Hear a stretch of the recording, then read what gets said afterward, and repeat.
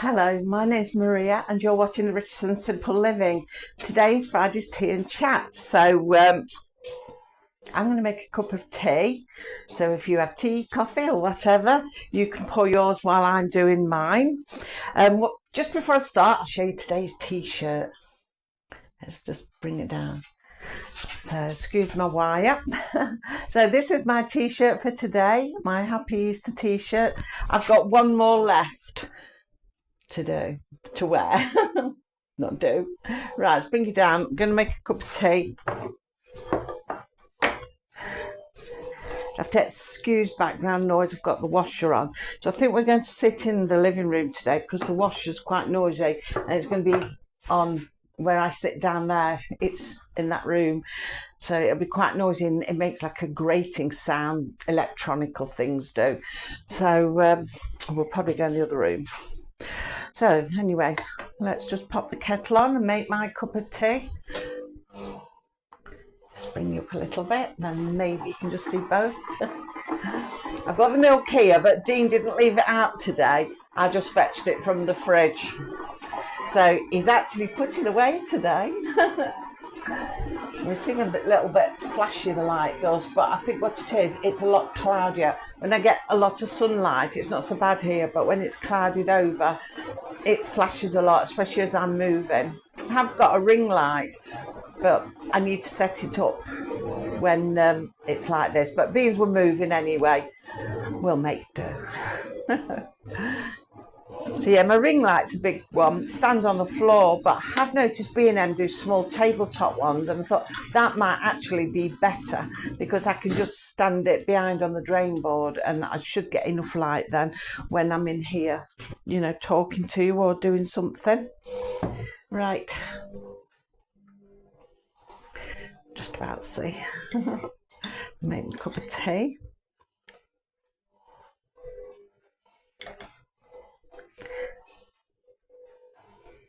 I've done my washing, but it looks like rain. I don't think it's going to be able to go on the line today.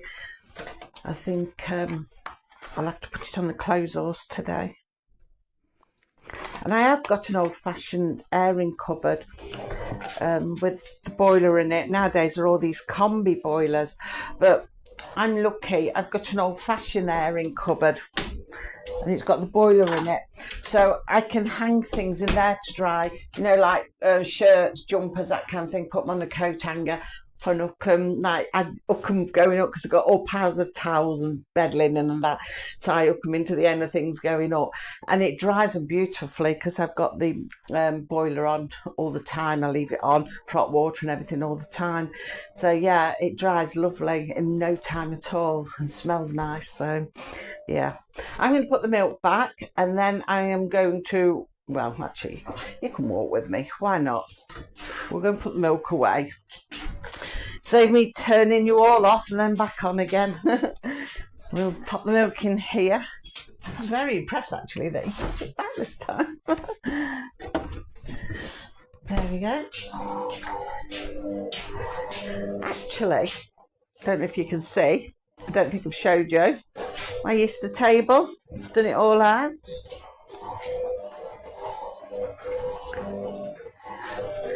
It's like a paper tablecloth. I've had it for years and I thought, oh, I'll use that this time around. Then if it just rips and that, it can go in the bin then, so I'm not too fussed. I've got some wipeable ones. Well, you can wipe that one, but I've got some like proper tablecloth wipeable ones. So we'll get set up a bit. I'm going to put my drink on the side. The dog's getting ready as well. She's sitting on the chair. I don't think you can see her behind me. We're going to shut this door. That way it'll block out the noise of the washer a bit, and hopefully you'll hear me without all the interference and the grating sound. So we'll see. It's a lot of moving around, isn't it? Cassie's wondering what I'm doing. Right, let's bring you down. There. Oh, we look a bit cockeyed again. Because I've got you in the bowl just. I'd set the camera up sort of level with being in the bowl, and now I've put you on a table. It's a bit cockeyed. Right then, I think we'll do it that. I did have some glasses somewhere. There they are. My reading glasses. We need them. We'll swap them over. Oh, that's better. There you go. Bring me tea this way. If we just put it there where I won't knock it, because I know what I'm like, I'm bound to knock it. I think I'm close enough to everything. So, hello. I think we're sorted. Have you got your drinks ready? So I thought, what we'll talk about today. Well, I've got some questions, so I've got loads of them. So they're always good for a good old chat about different things. Last week I was saying about when, what was it, something interesting about me, an interesting fact, and my brother messaged me afterwards and said, you've got lots of things you could talk about that's interesting, that you've done interesting. I said, yeah, but that's done interesting, not that is interesting about me. He says, yeah, but it's interesting things. So maybe one day, well, or throughout the questions, I'll just cover some of them. So yeah, got told off for that. But yeah, I've got some more questions we can chit chat about. And also I thought to cover a bit about our early retirement. I've got a few questions on that as well. So might start off with the early retirement. So like sort of how we knew to retire, because we retired early. We're not yet at the state retirement age. We're not at 67, I think it is. Well, it was 66, but I think it's just changed to 67, or it's on the verge of changing. But by the time we're at state pension age, it will be 67. So we're not at that age yet. We're in our early 60s. So how old was we when we retired? Well, let me think. I was 60. It was just after my 60th birthday. I declared it about a week after my 60th birthday, or a few days after my 60th birthday. It was within that week of my 60th birthday. So it'll be 2 years, because it's actually around my birthday time again. So it's been 2 years. Dean. So I was 60, Dean was, well, he'd have been 61 coming into 62, because there's 2 years between us, but because of how our birthdays fall, there's like a couple of months. So for a couple of months, it was just like a year's gap, and normally it's a 2 year gap. So he was 61, almost 62. So that's quite early. But why did we retire early? What was our reasons for doing so? Well, the biggest reason was Dean's arthritis, because he was a window cleaner, and such a manual work, and it's very bad on the limbs. You forever climb ladders. He's an old-fashioned type of window cleaner. It does have a pole, but not a water-fed one, just a normal pole. But it doesn't matter which he uses, because if he goes up the ladder, his knees would lock. If he uses the pole, his elbows will lock, because the joints are just worn, and the cold weather made it worse. He was having episodes where he was falling over. He would be walking along, no warning, and he would just fall. Luckily, it never happened while he was up the ladder, because that would have been disastrous. But yeah, it could be in our kitchen, and all of a sudden he'd go to take a step and his knees would lock up and he'd fall to the floor, and he wouldn't be able to unlock them.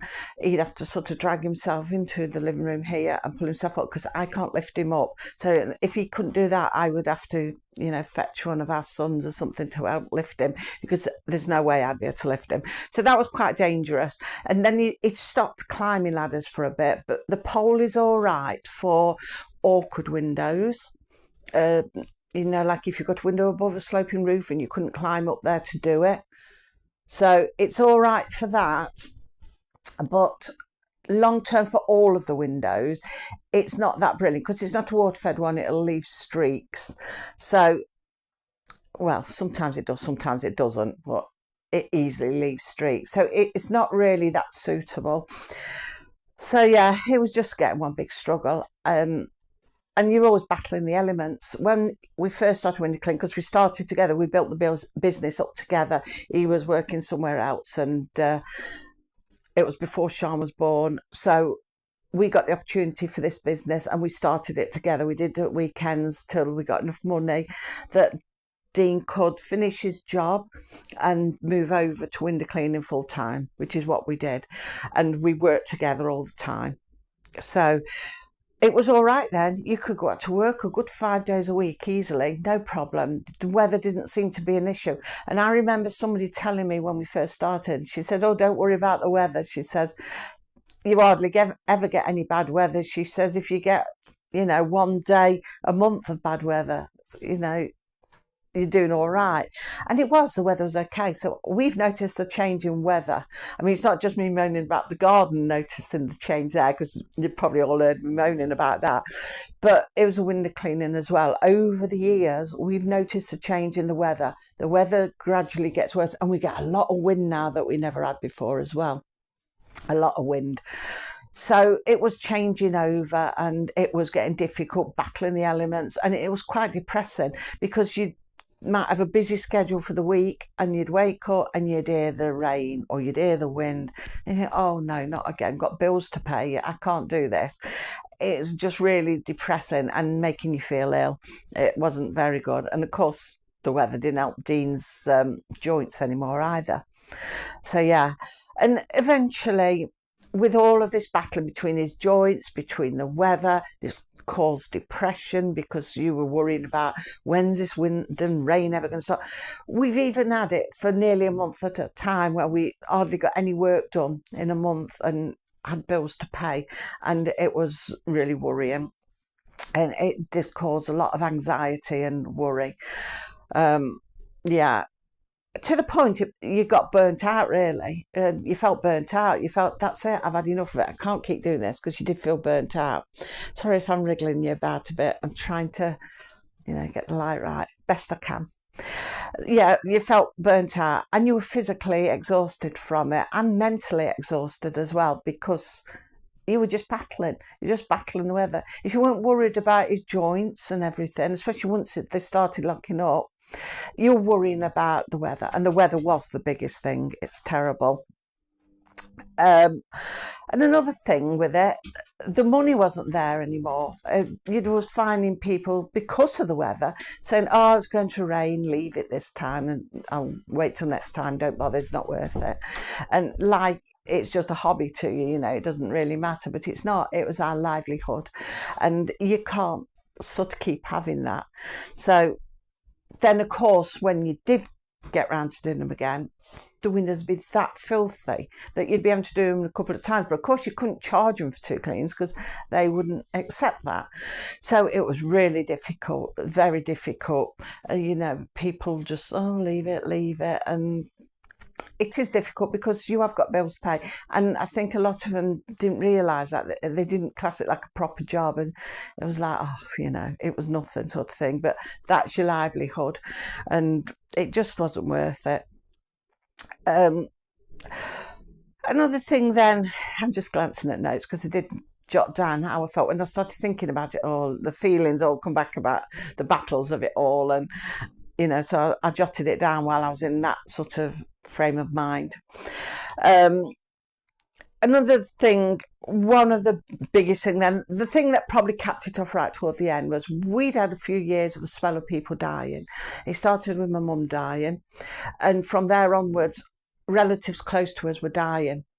Dean's dad died the same year as my mum, and then the next year I had an uncle and an auntie, and Dean had an auntie, and it was just snowballing. More and more of them were dying, and as these people are dying because they're the generation above you, suddenly you're that next generation, and then it weighs on your mind a bit, and you think, oh, here I am, depressed with all this battling to get to work, and trying to make money and whatnot, and you're living on no money sometimes. You think, well, in the end, my philosophy was, well, I'd rather not be working, not have any of this, just be together and enjoy what time we've got left, and hopefully it's a long time, but who knows.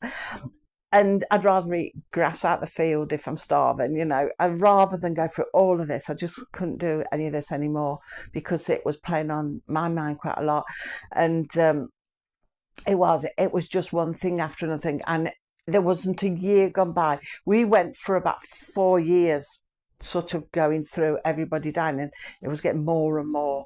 And I was also talking to one of my brothers, and he was thinking of retiring as well at that time, and he was the same.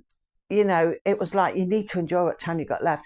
Do the things you've got while you've got your health to do it as well, and enjoy doing the things that you want to do, even if you can't afford to do a lot. Simple things that don't cost money, and rather than putting yourself through something that is causing you a lot of strain, and you know, will speed up your demise rather than helping you. So yeah, that was a big thing. That was a big deciding factor. We had been talking about it for quite a bit, and yeah, I think it was after I had my 60th birthday party. I had a 60th birthday party, and then it was like, well, you know, you felt it then, because I was 60, he was already in his 60s, and I felt, oh, 60, we haven't got much time left. And I was saying to him, oh, we really need to retire. And he was going, oh, but can we do it? And, you know, in a few weeks, we just said enough's enough. So yeah, you do need to be free a bit though to enjoy your life. You do need to be able to do things, even if it's just a simple walk each day, which is something I want to do. Something I've got to focus on now is making our life better, our health and that, because, well, I'm not the healthiest. Dean's got his joints. But having said that, since he's not been going up and down ladders, sorry, his joints have got a lot better. I don't mean in the sense that his joints have healed or anything, because he still has times, but I've not known him to lock up for a good while. I've not known him lock up for a while, which is quite good. So it obviously has improved him. But we do need to now start focusing, because we don't really look after our health. We do need to start focusing on eating better, getting more exercise, and getting a good balance of all that. And that's something I'm going to be doing. Well, I said to Dean, in the coming months now, want to start focusing on all of that, and, you know, getting serious about our health and everything like that, because the longer you can keep your health reasonable, the more you're able to do with the time you have got. And it might for a longer bit of time, I don't know. I don't want to sound depressive. But yeah, so that's something we want to focus on, because well, tomorrow isn't guaranteed, is it? It isn't guaranteed. So, you know, that's just what we thought. We thought tomorrow's not guaranteed. We just couldn't do it no more.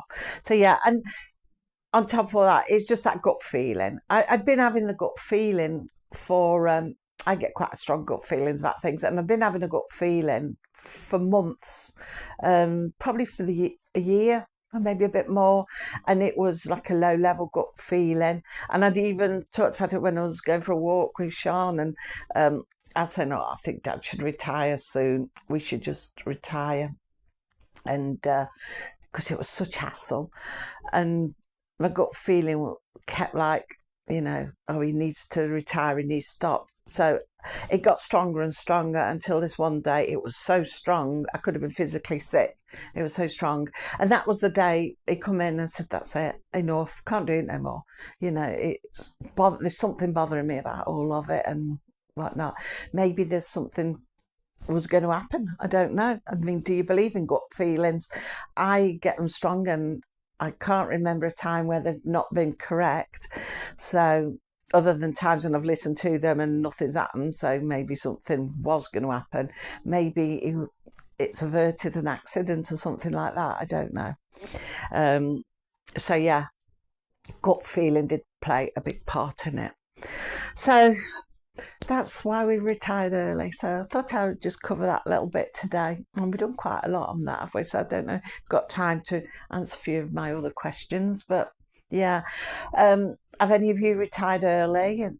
Why did you retire early? Was it for choice or ill health? I mean, like with us, I suppose it's a bit of both really, because like Dean's joints, arthritis, he wouldn't be able to carry on. Thing is though, he won't take nothing for it.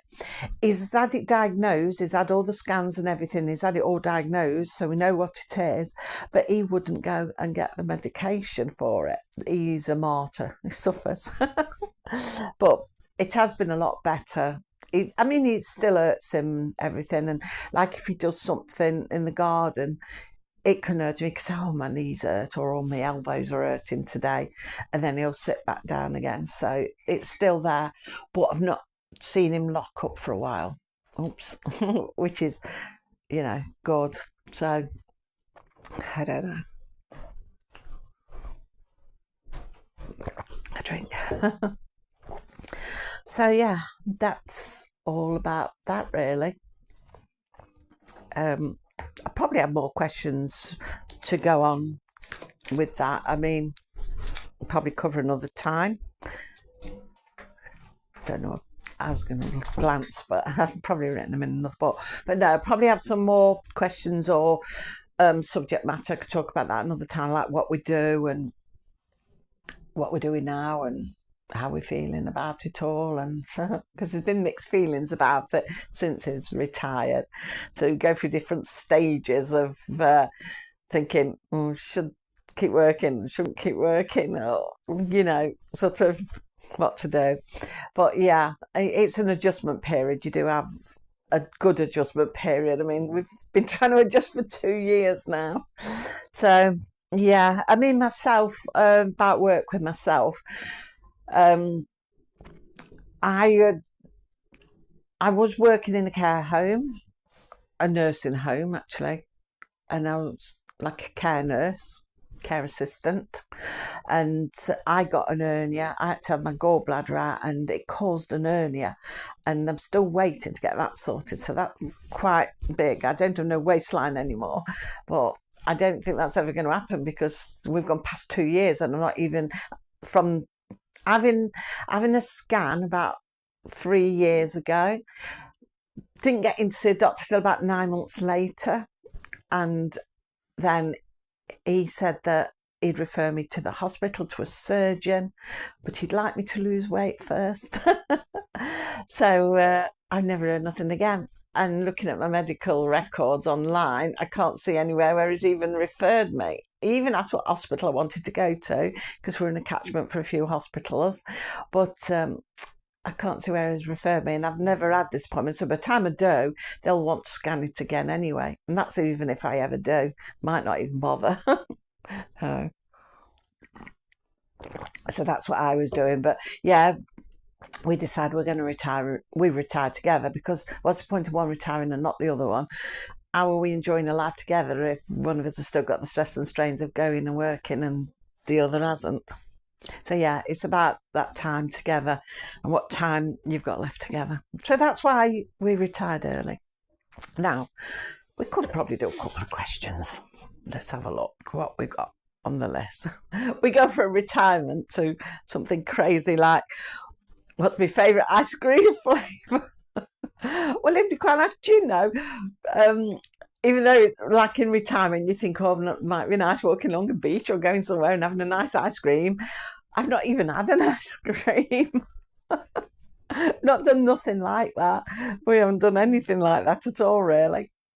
But yeah, well, a lot of you probably know that you've heard me say before that vanilla is my favourite ice cream flavour. But talking of the seaside, when I last went on holiday a couple of years ago, because that's something that's out the window now, because we're retired, your money's a lot less.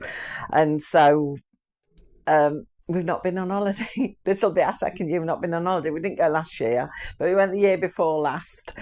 And I had an ice cream then from this ice cream parlour. You know how they do all the different flavours? And I tried this, I think, what was it? Apple crumble. Apple crumble it was. And that was really nice. I like that. And it got lovely little crumbly pieces in it. It was really nice. I like an apple flavoured ice cream. Well, I like apples. Apple pie is one of my favourite desserts. So that was really nice. But as a general ice cream, I like the Cornish ice cream, the soft, creamy one, but vanilla flavour. That's my favourite. So yeah, that's something I'll have to try and do. Something else to focus on, really, because I think we've lost a bit of focus with this retirement. I think we spend too much time trying to worry about how we're going to survive rather than enjoying it, and that sort of defeated the object. So need to get out and have some ice cream and enjoy it a bit. Actually, thinking of jobs, one of the questions here is, what was my first job? And I'll cover one of the things that my brother said to me as well. my first job when I left school, well, what I was going to do, I wanted to stay on and be a teacher. I wanted to teach history, English. I wasn't sure which. And I'd got a place in sixth form, but then all my friends were working and earning money, because when I was at school, you left either in I think if your birthday was early in the year, you could leave earlier in the year. I'm not sure if it was Easter time you could leave. Christmas or Easter time, something like that. Well, my friends' birthdays was before mine, and they got to leave early, and they all got good jobs. So I was still in school when they were working and earning money, which seemed so unfair. And that made me decide then not to take my place in the sixth form. I didn't want to do it no more. And I wanted a job. So my first job I worked in a crystal glass works, that do like drinking glasses, decanters and all that kind of thing, full lead crystal glass. So I worked in the glassworks, and I did like all the odd jobs, prepping all the glass when it come out of the kiln and getting it ready to go to the cutting department and be cut into all the nice patterns. So that was my first job. That closed down after about a year. They moved further away, and I couldn't get there anyway. It's well out of the way, and so I didn't have a job then. So I was looking for a job, and I found a job as a nanny. I was a nanny for a while to quite a famous family. I won't say who they are because I don't want to brand it about on YouTube, but yeah, they were quite a famous family. They're definitely famous in Derbyshire. They'd got throughout history royal connections and that. So I was a nanny to their firstborn, and that was quite good because I had a funny episode. I'll tell you the funny episode because this is what my brother said to me. What about that episode that happened to you? It was funny because nobody got hurt.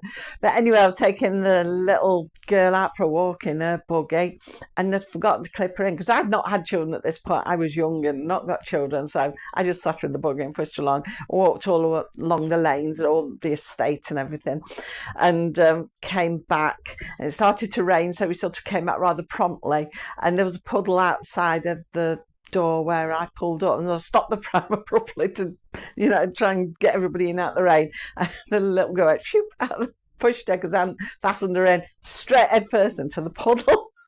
Oh, luckily her parents weren't home, I don't think, and I got sorted out quickly. So, but no one was hurt. So yeah, I remembered in future to clip her in. Another thing about that, because they lived in like a mansion, they got their own hall, and another thing I liked, they'd let me go anywhere in the hall. I could do anything. I wasn't sort of like you're the servant, you stay put sort of thing. I had my own suite upstairs on the third floor. I had all my own rooms and got a like living room and everything in there.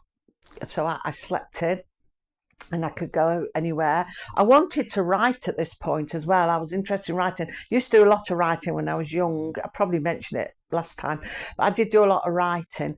And the lady of the house said to me that I could use one of the drawing rooms, and I could go in there and write and use, well, it was typewriters then, and I could use the typewriters and I could sit in there and I could write, and she was encouraging me to do all of that. And yeah, and one of the rooms, because they'd got connections with the Civil War period as well, because their family went right back to sort of not long after William the Conqueror, I think. And so one of them, they got things in a cupboard, and they got some clothing from the Civil War period, jacket and that had got like a hole in it, and there was like faded blood with it. That was really interesting and good. And they encouraged me, the lady of the house encouraged me to look at things because I liked history as well. So she certainly talked about things with me and encouraged me with everything. But I didn't stay there because they got flat in Chelsea as well and wanted me to go to Chelsea and also over to New Zealand. They had connections over there, and they wanted me to travel all around with them. And I didn't really want to do that. I don't know whether I suffered homesickness or what, but I didn't really want to do that. So you know, in the end, I just thought, oh no. And when you met other nannies, sometimes you'd have friends over and the nannies would get together and you'd talk and that. And like, we didn't have a pool where we were, and like, I remember once saying to me, "Oh, you've not got a swimming pool." They talked so like they got a plum in their mouth because they were up from London and very posh. The nannies were really posh, and I wasn't. So yeah, she was like, "Oh, no pool," and things like that. And then like I'd done a bit of cleaning. If I'd got nothing to do, I didn't mind doing a bit of cleaning because I like to keep going. I didn't want to sit around. And like this nanny looked down her nose at me, "You clean," sort of thing. "You're a nanny, you don't clean. We have cleaners for that sort of thing." And oh dear, I don't mind cleaning. So it was a different world, a very different world, different from the one I'm used to. So yeah, that one was my second job, that one was. So yeah, I thought I'd tell you about that because that's one thing my brother said to me. That was interesting when you worked for them and some of the things you saw and did, you know. But yeah, that it's quite a big, a famous family. But I won't say who. So yeah, that was how I started my career working, and then I ended up in Kent. I did cleaning for a while. I went to a factory cleaning because it's right on my doorstep, and I lived in the middle of nowhere in the countryside, and so this factory was nearby, not far, right close to. So I worked cleaning there for a bit because it was very convenient, and then I went on into caring then, and spent most of my life then up to the recent years doing care nursing, that kind of thing. So yeah, I'll probably stop there actually because we've been talking half an hour, and next questions talk about bucket lists and that, and I'll be going on forever, all the things I might like to do. Not that I've got a bucket list, but we can go into that one next week. I think we've talked enough. So yeah, that's all about us retiring, why we retired early. We'll go into more of that and other chatty vlogs. We'll cover that a bit more, what we're doing and how we're coping with it, and you know, things like that, answering questions about things like that. If there's anything you want to know about any of it, just drop your questions in the comments down below and we'll get round to answering them. We've got lots of questions and lots of things to go at, so we'll cover them all over time. So yeah, thank you for watching. Easter now, I can have Easter eggs. Most people don't have them until Easter Sunday, but we have an Easter egg each day. We have one on Good Friday, today. We have one Saturday, obviously Easter Sunday, and on Bank Holiday Monday, that's little Easter eggs. We have a main one on the Sunday, Easter Sunday, but just a little one in between, which is quite nice. So yeah. So like I say, that's that for now. Have a lovely weekend, especially as it's a bank holiday weekend. So a lot of you will be off longer. I know there's people who have to work over it. So I hope that work goes okay for you and it's not too hectic or anything, whatever you have to do. But have a nice weekend anyway, and a happy Easter to you for all of those that celebrate Easter. And I shall see you now. Oh, it won't be Monday because it's bank holiday. We'll do another sandwich challenge with Dean on the Tuesday. So yeah, after all that concoctions the other day, he had a right churning belly. You could hear his belly rumble, churning. So there's all them concoctions you put in it. So yeah, he had a right rumbly belly. So we'll see what he's got coming up now, but it'll be Tuesday. It will be on Tuesday. So yeah, so that's when we'll see you next, on Tuesday, all being well. So thank you for watching, and like I say, have a lovely bank holiday weekend and take care of yourselves. So until Tuesday, bye.